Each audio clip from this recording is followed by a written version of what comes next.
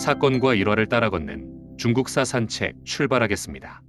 전국시대 동쪽의 강국 제나라와 서쪽에서 급속히 세력을 키운 진나라가 패권 다툼을 벌이고 있는 동안 조나라는 그 북방에 있는 호족들로부터 말 타는 기술과 활 쏘는 기술을 익히기 시작하였습니다. 싸움에 편리한 호족들의 복장을 본떠 새로운 전투복을 만들고 여러 가지 군사제도의 개혁을 단행하니 급속도로 국력이 강대해졌습니다. 제나라의 국력이 쇠퇴하자 이제 조나라가 제나라를 대신하여 진나라와 패권 다툼을 벌일 정도로 그 세력이 커진 것이었지요. 이렇게 조나라의 국력이 강대해진 것은 상대부 인상여와 장군 조연파가 충성과 지략으로 해문왕을 보필하였기 때문이었습니다. 이제 두 사람의 이야기 속으로 들어가겠습니다. 이런 일이 있었습니다. 초나라 사람 변화가 초산에서 발견했다는 천하의 보욱 화씨벽이 해문왕의 수중으로 들어왔는데 진나라의 소왕이 그 소문을 듣고 진나라의 15개 성과 화씨벽을 바꾸자는 제의를 해왔습니다.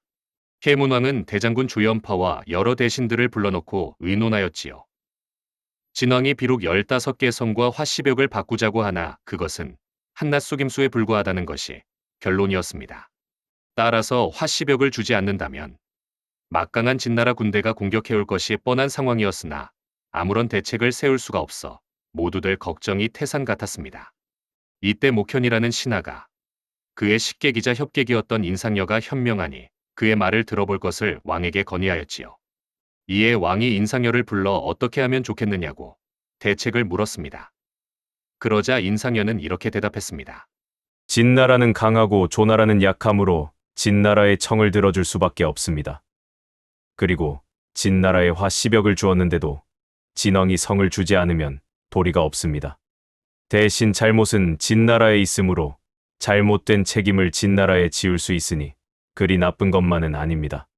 그리하여 조왕은 사자로 가겠다고 자원한 인상여에게 화씨벽을 들고 진나라로 가게 하였습니다.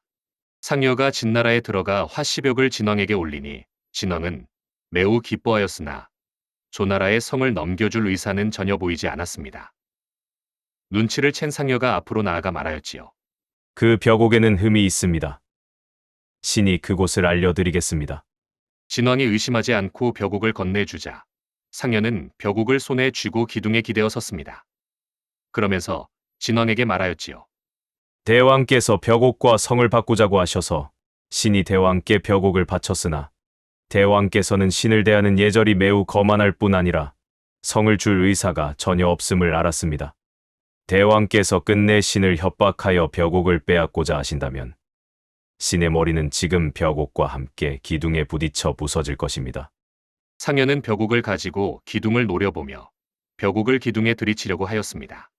진왕은 상여가 벽옥을 깨뜨릴까 두려워 사과의 뜻을 표하고 담당 관리를 불러 지도를 손가락으로 가리키면서 여기서부터 15개 성을 조나라에 주어라 하고 명령하였습니다. 상여는 진왕의 속마음을 헤아리고도 남았습니다. 거짓말로 성을 내주는 척하는 것이라는 것을 알아채고 진왕에게 다시 말하였습니다. 화씨벽은 천하가 다 아는 보물 중의 보물입니다.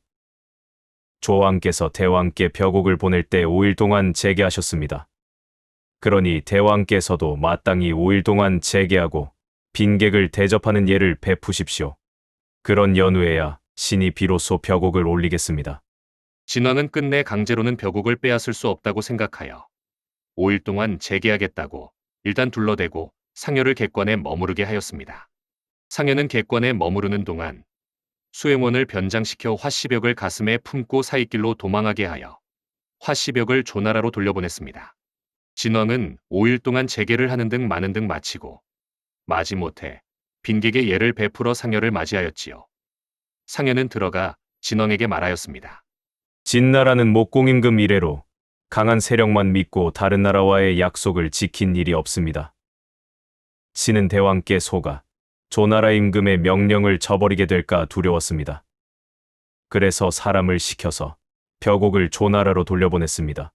진나라가 먼저 15개 성을 조나라에 베어준다면 조나라가 어찌 감히 벽옥을 바치지 않겠습니까? 신은 대왕을 기만한 죄로 마땅히 죽음을 받아야 할 것을 알고 있습니다. 진왕과 군신들은 놀라며 화를 내었지요. 좌우의 신하 가운데 한 사람이 상여를 끌고 가려 하자 진왕이 말하였습니다. 지금 상여를 죽이면 끝내 벽옥을 얻을 수 없을 뿐 아니라 천하의 웃음거리가 될 것이니 그를 후대하여 돌려보내도록 하라. 상여가 조나라로 돌아오자 조왕은 그 궁을 치하하여 그를 상대부로 삼았습니다. 여기서 완벽이란 고사성어가 유래하였지요. 완벽이란 흠이 없는 구슬 또는 구슬을 완전하게 보존한다는 뜻으로 티끌만큼의 결점도 없는 완전한 상태 또는 그 상태로 되돌리는 것을 의미합니다. 이후 진나라는 조나라를 쳐서 석성을 빼앗고 그 다음 해에 또 조나라를 공격하여 2만 명을 죽였습니다. 기원전 279년 진왕은 사자를 조나라에 보내어 화친하자는 명목으로 민지에서 회담하자고 제의하였지요.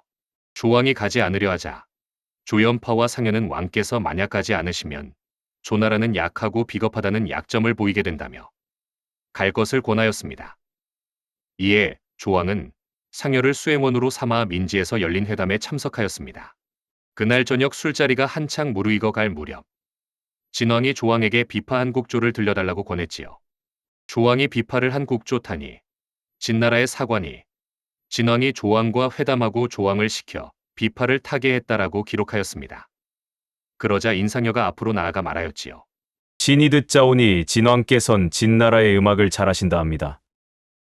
조왕께서 비파를 타셨으니 이번에는 대왕께서 물을 한번 쳐주시기 바랍니다. 진왕이 매우 불쾌히 여겨붙이기를 거절할 눈치를 보이자 상여가 다시 말하였습니다. 대왕과 신과의 거리가 불과 5걸음 아니어서 신이 목의 피를 대왕께 뿌릴 수 있습니다.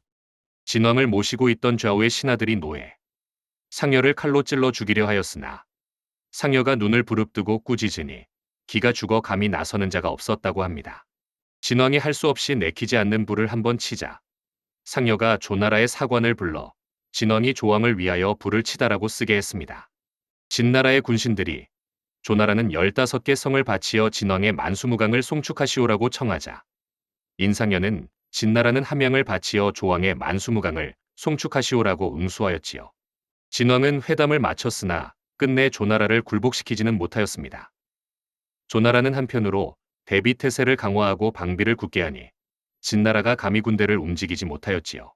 조왕은 회담을 마치고 귀국하자 상여의 공을 높이 평가하여 그의 벼슬을 높여 상경으로 삼으니 그 지위가 연파보다 높아졌지요. 연파는 기분이 별로 좋지 않았습니다. 나는 조나라의 장수로서 성을 공격하고 들에서 싸워 큰 공을 세웠는데 인상여는 한낱 입과 혐한을 눌렸을 뿐이다. 또 원래 천인 출신인 그가 나보다 지위가 높아졌으니 부끄러워 견딜 수가 없다. 내 상여를 보면 반드시 그에게 창피를 주리라.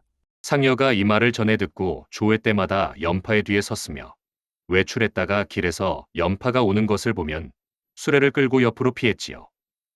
상여의 사인들이 이 모습을 보고 상여에게 말하였습니다. 나쁜 말을 한 연파를 두려워하여 숨어서 다니시는 것은 너무 지나치십니다. 용렬한 사람도 부끄럽게 여길 일이온데 하물며 장상의 지위에 계신 분이 어찌 그럴 수 있습니까? 신들은 이제 하직하고 가겠습니다. 인상여가 그들을 만류하면서 말하였지요. 그대들은 연파 장군과 진왕 중 누가 낫다고 생각하는가? 진왕이 낫다고 생각합니다. 그러자 인상여가 말하였지요. 그런 진왕의 위엄 앞에서도 진왕을 꾸짖어 그 군신들을 부끄럽게 한 나인데 그런 내가 비록 노둔하다 하나 어찌 연파 장군을 두려워하겠는가? 강한 진나라가 감히 조나라의 싸움을 걸어오지 못하는 것은 우리 두 사람이 있기 때문이다.